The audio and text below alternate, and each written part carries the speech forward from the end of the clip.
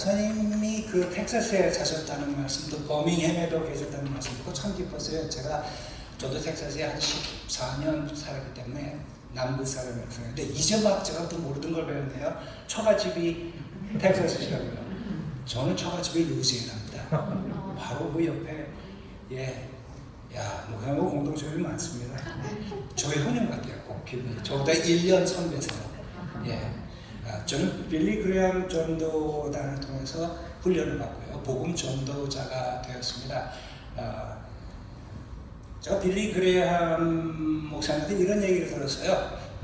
목사님이 지나가고 있는데 두 소년이 서로 논쟁을 하고 있더래요. 근데 가만히 들어보니까 이 다 목사님들의 아들들인 것 같아요. 싸우는 내용이 우리 아버지가 더 설교 잘한다. 아니다, 우리 아버지가 설교 잘한다. 막 싸우다가 한 녀석이 그러더래요. 증거를 대라. 그랬더니 이쪽에 있던 친구가 우리 아버지는 말이야 원고 하나 없이 설교하셔. 그러니까 그쪽에 있던 또 다른 쪽에 친구, 그게 다냐, 우리 아버지는 아무 상관 없이 설교하신다. 저는 원고도 가지고 가고 생각도 있습니다. 오늘 우리가 읽었던 이 본문 말씀 가지고요, 저는 이 본문 말씀에서 세 가지 아주 중요한 가르침을 발견하는데요. 첫 번째가 이것입니다. 선택. 저를 따라해 주시죠. 선택. 오늘 우리가 같이 읽었던 본문 말씀이 이렇습니다. 아브라함은 강대한 나라가 되고 천하 만민은 그로 말미암아 복을 받게 될 것이 아니냐. 내가 그로 그 자식과 권속에게 명하여 여호와의 도를 지켜 의와 공도를 행하게 하려고 그를 택하였나니. 선택이라는 말은요, 하나님이 선별하여 특별하게 골라서 선별하였다, 이런 의미죠. 구약과 구약과 신약 전반에 나타나는 아주 중요한 신학적인 사상입니다. 여러분 오늘 왜 교회 오셨습니까? 여러분이 주님을 사랑하시기 때문에 주님을 예배하기 위해서 오셨습니다. 잘 하셨습니다. 그런데 그 배후에는요, 하나님이 여러분을 선택하셔서 아멘. 그것이 선택입니다. 저는 한국말이 참 그래요. 한국말이, 목사님 몇 년도에 미국 오셨어요? 그 한국말이 그렇잖아요. 그럼 저는 1984년도에 왔습니다. 이렇게 말하는데 그 말을 할 때마다 거짓말하는 것 같아요. 왜냐하면은 1984년 12월 31일 밤 11시에 도착했거든요. 근데 질문이 몇 년도에 왔냐 그러니까 1984년도에요. 제가 한국에서 침례교 신학대학 3학년을 다니고 4학년이 되는 해에 학교에서 저를 미국에 유학을 보내줬어요. 그래서 미국에 있는 침례교 대학교에 4학년으로 유학을 왔습니다. 그게 미국에서 그 학교 생활이 4학년이었는데 4학년이면 졸업반 아닙니까? 상당히 교육을 받은 학생들인데 이 미국 학생들이 교수님한테 질문하는데 그 질문을 들어보니까 무슨 대학교 4학년이 저걸 질문이라고 할 정도의 수준인데 제가 놀라운 걸 발견했어요. 미국 교수님들은요, 질문을 하면 이러는 거예요. Joe, that was a great question! 이러고 답을 하는 거예요. 한국 교수들은요, 자네 생각이 있는 사람인가? 이래서 거기서 면전에 아주 사람을 박살을 내버리세요. 국민학교는 어디 나왔나? 고등학교는 나온 사람이야! 이러시는데, 와, 제가 감동을 받았어요. 미국 교수님들의 그 사려 깊음에. 저도 공부를 해서 박사학위를 받고 미국 신학교의 교수가 됐습니다. 그래서 시애틀 지역에 있는 신학교에서 제가 교수 생활을 11년을 했는데요. 여러분 사시는 여기처럼 시애틀에도 한국 사람이 참 많아요. 그래서 제가 일했던 학교에 한국부라는 그 학부가 있었습니다. 거기는 토플 시험을 안 보고 그냥 와서 한국어로 공부를 하는 그런 학교였는데요. 참 저도 이상하죠. 미국 신학교에서 공부를 하고 미국 교수의 영향을 받아가지고 우리 학교에서 미국 학생을 가르칠 때는요, 무슨 질문을 해도 That's a great question 이러고 답을 주는데요, 한국 학생이 좀 대들한 질문을 하면은요, 자네 고등학교로 나온 사람이냐? 그걸 질문이라고 하죠. 왜 이렇게 되는지 모르겠어요. 근데 제가 신학적인 그 티칭을 하고 또 교회에서 가르치면 종종 이런 질문을 하세요.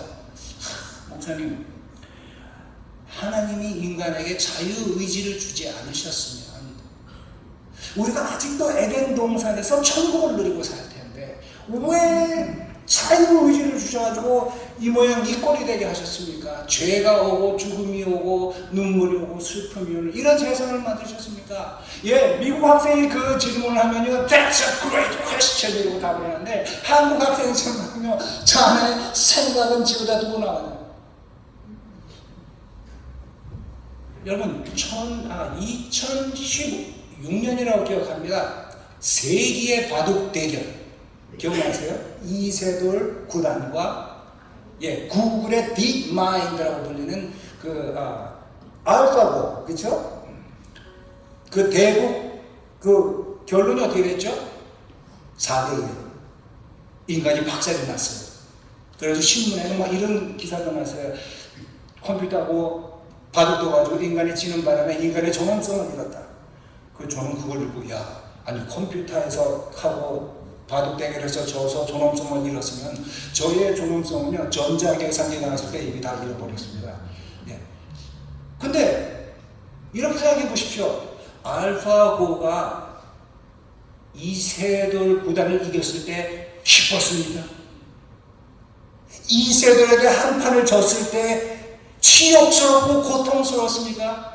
이세돌이라는 구단하고는 대국하기 싫은 두려움이 있었습니까?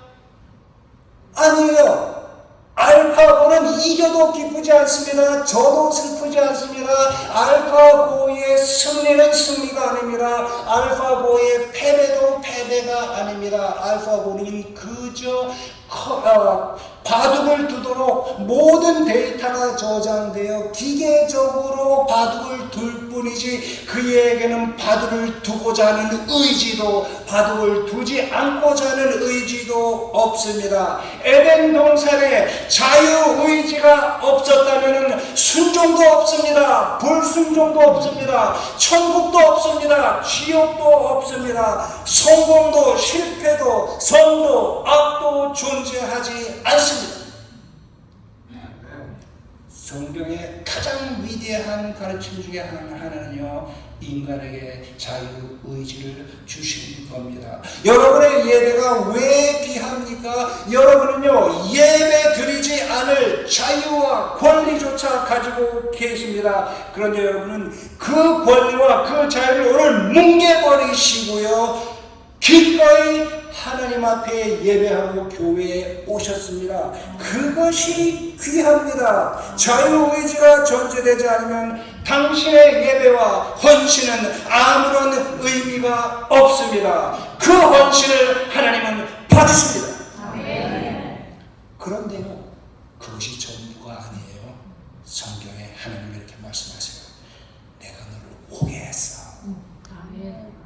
너를 향한 계획을 가지고 있기 때문에 너를 선택해서 오게 했어. 한국 교회에 예배를 드리러 가보면요, 이런 기도를 많이 했어요. 하나님, 오늘 예배 드린 사람 축복해 주십시오. 그리고 행여 여러 가지 이유로 교회에 오지 못한 분들도 동일한 은혜를 내려 주시옵소서. 저는 그런 기도를 드릴 때마다 오늘 내 교회 왔다. 집에서 텔레비전으로 동일한 은혜를 받을 텐데 뭐하러 내가 이 고상에서 여기까지 왔던가.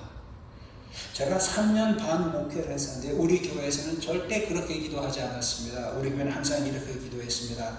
하나님, 오늘 각양의 이유 때문에 예배하고 모지 못한 사람들의 안타까운 마음도 터치해 주시고 그들에게도 복을 주시되 이 날을 고귀하게 생각해서 희생적으로 교회에 나와 예배드리는 하나님의 백성들을 각절의 은혜로 축복하여 주시옵소서.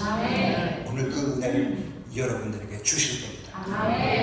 구약 전체를 보면요, 하나님은 아브라함을 선택하셨고 이스라엘을 선택하셨습니다. 신약에는요, 하나님이 교회를 선택하셨습니다. 하나님은 세상 가운데 여러분과 저를 선택하셨습니다. 그렇다면요, 하나님이 아브라함을 선택하신 이유는 뭡니까? 하나님이 우리를 선택하신 이유가 뭡니까? 오늘 우리가 읽은 성경은 이렇게 말합니다. 아브라함은 강대한 나라가 되고 천하 만민이 그로 말미암아 복을 받게 될 것이 아니냐? 내가 그로 그 자식과 건속에게 명하여 여호와의 도를 지켜 의와 공도를 행하게 하려고 그를 택하였나니. 여호와의 도를 지켜 의와 공도를 행하게 하기 위하여 그를 선택하였다. 하나님이 아브라함을 선택하신 이유는요, 아브라함과 아브라함의 자손들이 의와 공도를 지키게 하는 것이었습니다. 요즘 말로 하면요, 윤리를 지키게 하기 위해서입니다. 저를 한번 따라해 주시죠. 윤리. 오늘 읽은 본문 말씀에서 첫째 우리가 보는 것은 하나님의 선택, 두 번째 보는 것은 윤리입니다. 한 번 더 따라해 주시죠. 윤리. 예, 하나님이 아브라함에게 이 약속을 주셨던 창세기 18장의 배경은 어떻게 됩니까? 소돔과 고모라의 윤리적 타락과 이에 따른 하나님의 심판입니다. 소돔이 왜 멸망했습니까? 윤리적으로 완전히 타락해 버렸기 때문입니다. 그런데 놀라운 말씀 하나 해드릴까요? 윤리라는 잣대로 우리가 살고 있는 이 미국 땅을 딱 재보면요, 이 땅의 상태가 소돔과 조금도 다르지 않습니다.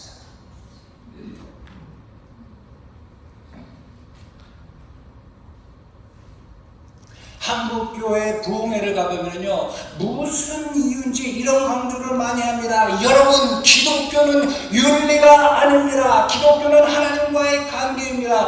예, 맞습니다. 기독교는 윤리를 지켰다고 구원받는 종교가 아닙니다. 믿음으로 하나님의 은혜로 구원받습니다. 그러나 하나님을 만나 진정 하나님과의 관계를 맺고 있다면 우리의 가치관과 윤리관은 바뀌어야 합니다. 우리가 있는 그대로 하나님 앞에 나옵니다. 그러나 우리가 하나님의 사람이 된다면 있는 그대로 살아서는 안 됩니다. 하나님이 원하시는 사람으로 바뀌어야 합니다. 구원받은 하나님의 백성이 지켜야 할 하나님의 윤리. 저는 이런 얘기를 들었어요. 할머니는 19세, 할아버지는 22세, 20대 초반에 결혼하셔가지고 평생을 해로하셨어요. 이제 할머니, 할아버지 다 90대가 됐어요. 이제 하루에 3끼도 안 드셔. 아침 겸 점심 드시고, 또 점심 겸 저녁 한 4시 반쯤 드시고, 이분들이 그 동고각을 늘 또 내외분이 손을 잡고 허리가 굽은 채로 산책을 하셨어요. 딱 한참 가고 있는데 할머니가 힘이 들거든요. 그래서 할아버지한테 부탁을 해요. 영감, 나 좀 먹어줘요. 이렇게 애교를 하는데, 이 할아버지가 나도 지금 90 중반인데 나도 힘들어 죽겠는데 오버달라니까 기가 막히는 거예요. 그런데도 평생 자기를 섬겨준 그 아내를 또 무시할 수가 없잖아요. 그래서 막 화내가 난 채로 그 사람들이 엎혀! 이런데 할머니가 괜히 말하다 싶고 엎이면서도 이게 너무 미안한 거예요. 그런데 할아버지가 할머니 오빠하면서 계속 투덜투덜대니까 너무 미안해요. 그 할머니가 뭐라니까, 영감, 나 무겁지요. 그러니까 할아버지가 막 뚜렷한 그 얼굴을 하면서, 그럼 무겁고 말지. 머리는 돌이지, 얼굴은 철판이지, 담석이지, 다리는 부러져서 쇠막대기 넣었지, 이 간은 부었지, 이게 뭐 무겁고 말고 할머니 확 던져버렸어. 할머니가 이게 막 너무 화가 나는 거예요. 이럴 수가 있냔 말이야. 내가 평생을 섬겨드린 이 영감이 이럴 수가 있냔 말이야.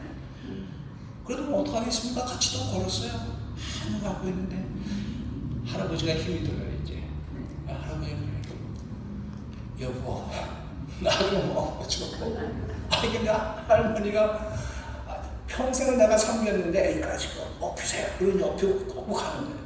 근데 할아버지가 여보, 나는 가볍지. 나는 가볍지. 할머니가 만면에 미소를 띠면서 이렇게 말씀하세요. 예, 영감은 가벼워요. 가볍고 말고요. 골 비었지, 이빨 빠졌지, 허파에 바람 들어갔지, 쓸개 없지, 양심 없지, 싸가지 없지. 영감은 가벼워요. 가볍고 말고요. 한국 교회가 언제부터 이렇게 돼가고 있는지 모르겠습니다. 골 비고, 이빨 빠지고, 허파에 바람 들어가고, 쓸개 없고, 양심 없고, 싸가지 없고, 비윤리적인 행동을 하고 복이 들어왔다라고 말하지 마십시오. 당신은 걸리지 않았을 뿐입니다. 돈을 버는 것이 중요합니다. 그러나 어떻게 버는가는 더더욱 중요합니다. 전도를 방해하는 가장 강력한 역사는 마귀의 악랄한 공격이 아닙니다. 전도를 방해하는 가장 큰 요소는 교회와 그리스도인의 비윤리적 삶입니다. 비인격적 생활입니다. 여러분, 인류 역사에 존재했던 어떤 문명도 어떤 국가도 외적의 침입이 결정적인 요인이 돼서 멸망한 문명, 멸망한 국가는 없습니다.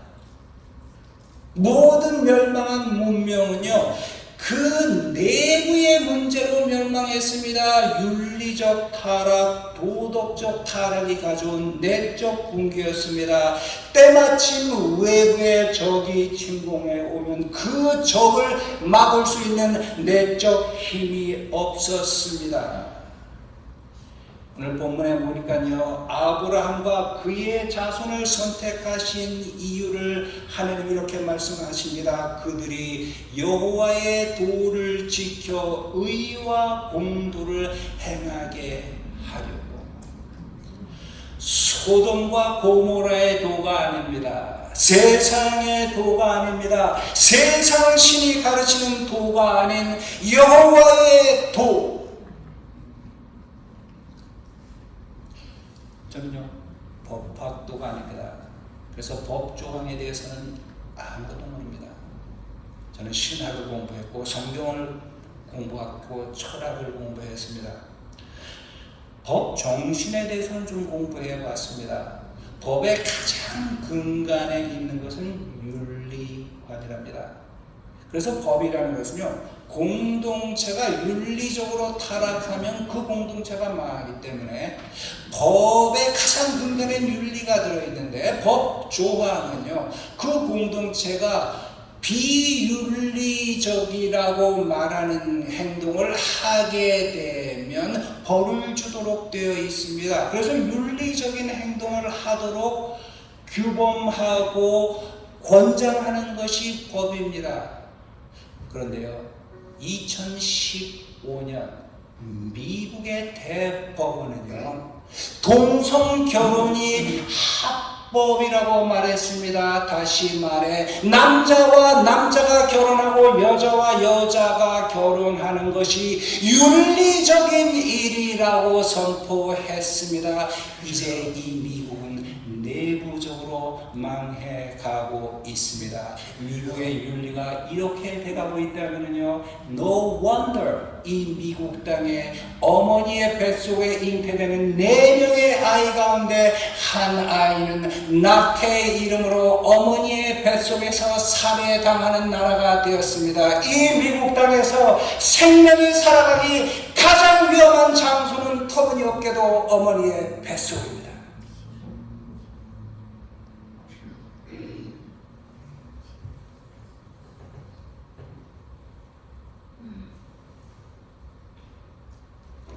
선택, 윤리, 사명. 오늘 이 본문 말씀에 보니까요, 하나님이 아브라함과 그 자손에게 주시는 사명을 이렇게 표현하고 있습니다. 아브라함은 강대한 나라가 되고 천하 만민은 그로 말미암아 복을 받게 될 것이 아니냐.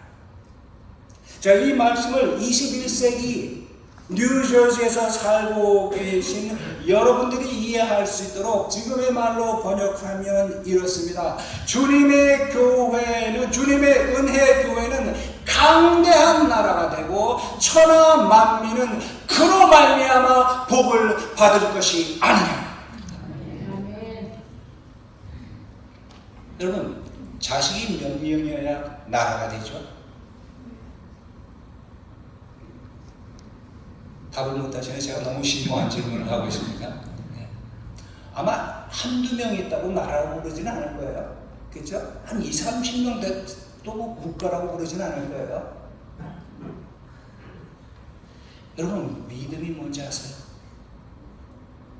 하나님이 아브라함에게 내 씨가 민족을 이룰 것이다, 국가를 이룰 것이다 말씀하셨는데 아브라함이 자식이 몇 명 있었나요? 가까스로 하나. 100세에. 사실 이 약속한 애가 안 태어나니까 첩을 두어서 씨바지를 두어서 애를 하나 더 낳는데 그 둘은 뭐 원수예요. 가까스로 하나. 그의 아들 이삭 때에 아이가 펑펑 났으면 할렐루야 할 텐데 가까스로 둘 쌍둥이를 가졌는데 이 둘이 철저히 원수가 돼서 하나는 잃어버리고 가까스로 하나. 근데 이 이삭이 삼촌에게 속아서 한 번 결혼할 거를 두 번 결혼하고 그 아내들의 요정과 또 결혼을 해서 아내가 넷이. 한 아내를 감당하기도 저는 어렵습니다. 와, 아내가 넷이면 그 안에 일어나는 그 남자의 갈등은 어떠할까요? 서로 그 남편을 차지하고자 하는 그 피 튀기는 경쟁 속에서 그 남자는 아마 고래 싸움에 새우등에 처지지 않을까 싶어요. 지긋지긋한 결혼 생활이었을 거예요. 고통스러운 결혼 생활이었을 거예요. 그 속에서 12자식이 태어납니다. 그리고는요, 그들이 또 자식을 낳고 번성해서 애국으로 이사 갈 때는 70인이 됩니다. 지금 일부 예배 때는요, 제가 말을 하면서 72인이라고 그랬어요. 근데 이상하다, 뭐가 많이 이상하네. 그래서 계속 72인이라고 그랬는데 지금 생각해보니까 내가 왜 제가 시애틀에 살고 여기 3시간에 시차가 있는데 그때 아마 시차를 극복하지 못했던 것 같아요. 70인이 됐어요. 그 70인이 애굽에 내려갔습니다. 그런데 그 당시 애굽은요, 세계에서 가장 강력한 오늘의 미국이었고 애굽은 세계에서 가장 강력한 군대를 가지고 있었습니다. 그런데 애굽 왕이 벌벌 떨 정도로 아브라함의 자손의 숫자가 번성했습니다. 국가가 되었습니다. 주님의 은혜 교회는 강대한 나라가 되고 지금 당장 되지 않는다 그래도 믿음은 기다리는 겁니다. 바라는 겁니다. 인내하는 겁니다. 그리고 계속 하나님 앞에 견고히 서서 여러분의 자녀들이 이 땅에 일어날 때 이제 더 이상 이민자가 아니라 이 땅의 주역으로 미국을 변화시킬 수 있는 그런 교회를 만들어내는 것. 주님의 은혜 교회는 강대한 나라가 되고 천하 만민은 그로 말미암아 복을 받은 것이 아니라. 아멘. 이것이 하나님의 계획입니다. 아멘. 우리의 사명입니다. 천하 만민을 복되게 하는 것. 우리는 웬일인지 교회의 빛과 소금이 되려고 노력합니다. 그러나 주님은 이렇게 말씀합니다. 너희는 세상의 빛과 소금이다. 아멘. 흥미롭게도요, 이 구약의 대표 주자라고 말할 수 있는 아브라함이 사역했던 배경이 소돔 고모라의 윤리적 타락이었다면요, 신약의 대표라고 말할 수 있는 사도 바울이 사역했던 배경 역시 소돔과 고모라와 같은 세상이었습니다.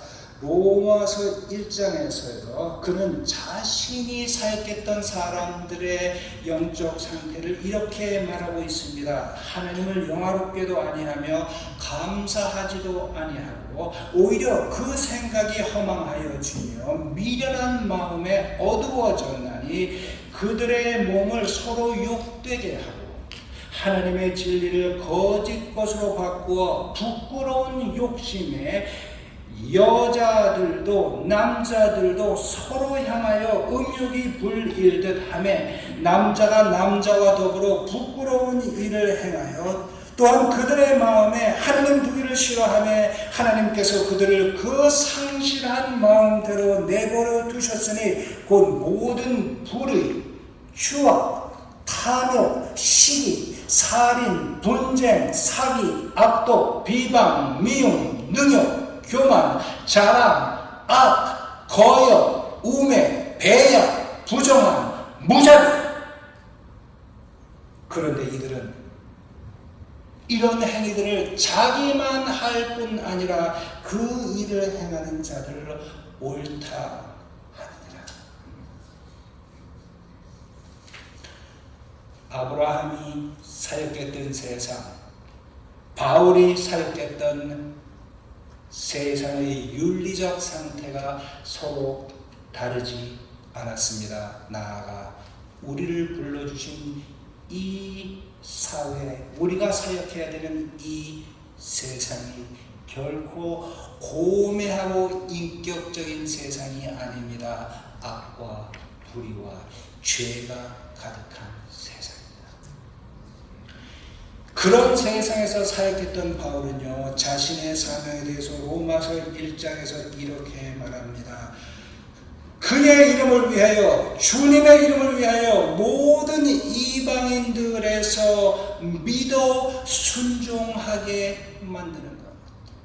로마서 16장에서 바울은 동일한 말을 합니다. 모든 민족이 믿어 순종하게 하시려고 우리를 부르셨다.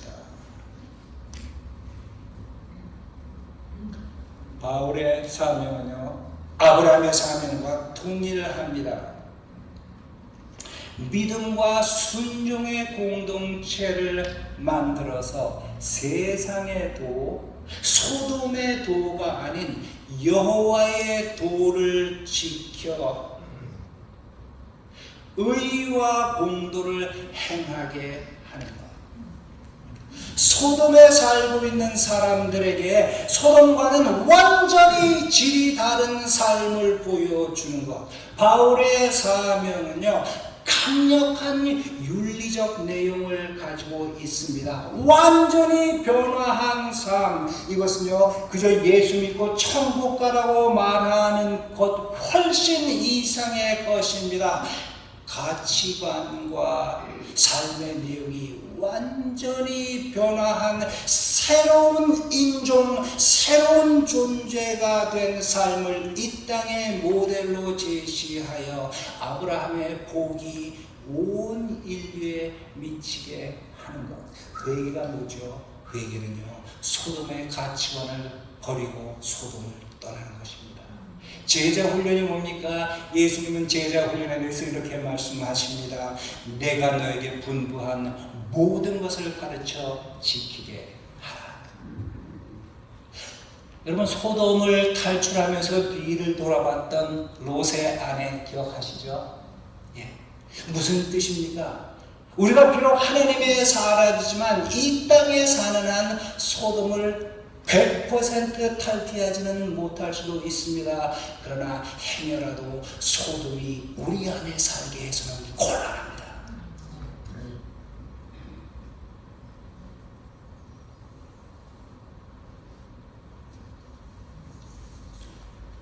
하나님은요, 우리가 세상 사람들과는 근본적으로 다른 윤리관과 가치관을 가지고 살 것을 원하십니다.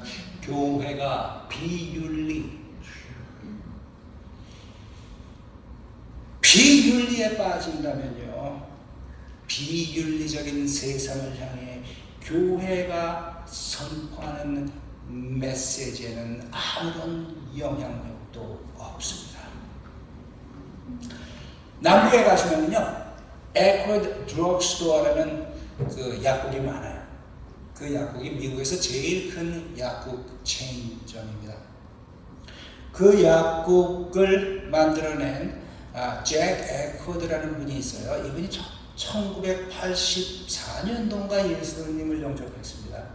그런데 예수를 믿고 교회만 간 것이 아니라 예수님이 들어보니까 가치관이 바뀌는 거예요.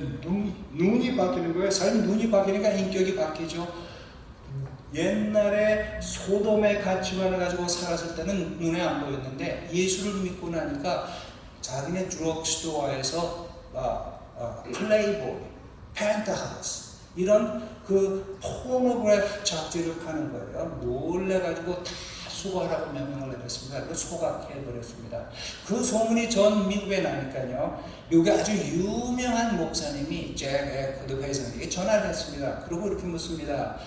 회장님, 당신의 스토어에서 모든 포노그래피 잡지를 수거해 갔다는 얘기를 들었습니다. 혹시 그것이 당신의 신앙 고백 때문에 그렇습니까?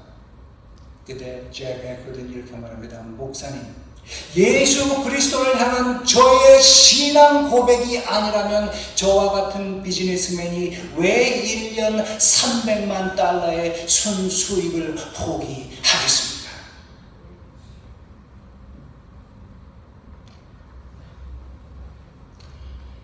여러분, 예수님 안에 거하시면 우리 아멘 하십시다. 아멘. 당신이 예수님 안에 거하신다면 당신은 아브라함 안에 거하고 계십니다. 이제 그렇다면요, 우리는 아브라함의 축복만 전수할 것이 아니라 아브라함의 사명도 전수해서 실천해야 합니다. 아브라함은 강대한 나라가 되고 천하 만민은 그로 말미암아 복을 받게 될 것이 아니냐. 내가 그로 그 자식과 권속에게 명하여 하나님의 도를 지켜 소돔과 고모라의 도가 아닌 세상의 가치관이 아닌 여호와의 가치관, 여호와의 윤리관, 여호와의 도를 지켜 의와 공도를 행하게 하려고 그를 선택하였나니 이는 나 여호와가 아브라함에게 대하여 말한 일을 이루려 함이라. 선택, 윤리, 사명. 오늘 여러분은 어떤 결단, 어떤 헌신을